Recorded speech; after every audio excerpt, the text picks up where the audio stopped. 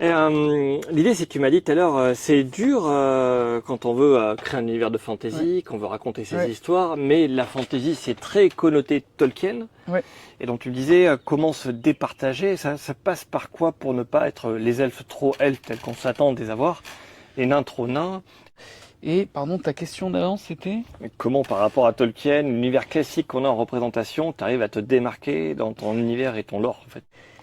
Et en fait, moi, ce qui m'intéresse maintenant que j'ai cet univers, c'est comment en fait on identifiera ces elfes-là comme ceux de Glandil et pas de Warcraft ou de Tolkien. Donc en fait, je cherche un petit peu qu'est-ce qu'ils ont comme spécificité. À plus être sur des choses de leur passé où en fait ils sont peut-être un petit peu moins, pas forcément très lisses.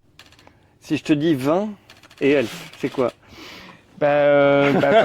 C'est ciblé du coup, mais par exemple voilà, comme je suis de Bordeaux, en fait, je me suis inspiré un peu dans leur histoire du commerce triangulaire. En fait, par exemple, les elfes de cet univers, en tout cas une grande majorité, ils se sont donc c'est devenu un petit peu les maîtres du pinard. En fait, les elfes, ils sont connus pour ça. Ils ont percé dans le vin et dans le commerce du vin.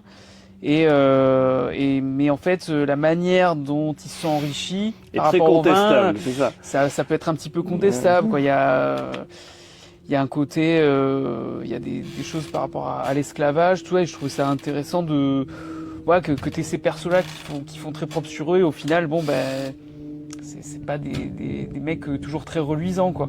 Même si c'est en fait un passé très lointain, les elfes de l'époque de Glandil, c'est plus des esclavagistes, mais du coup, dans l'ancien temps, il y a eu de l'esclavage, tout ça. Il y a beaucoup de trucs par rapport aux races justement dans leur univers où t'as une volonté que tout le monde soit libre, mais en même temps, si ça peut en arranger certains, qu'il y en ait qui soient pas trop libres, c'est bien aussi, quoi. Donc on reste sur de la satire, ça reste très réaliste, avec des inspirations réalistes et des problématiques qu'on a aujourd'hui, des questions qu'on se pose aujourd'hui. C'est ça qui est bien.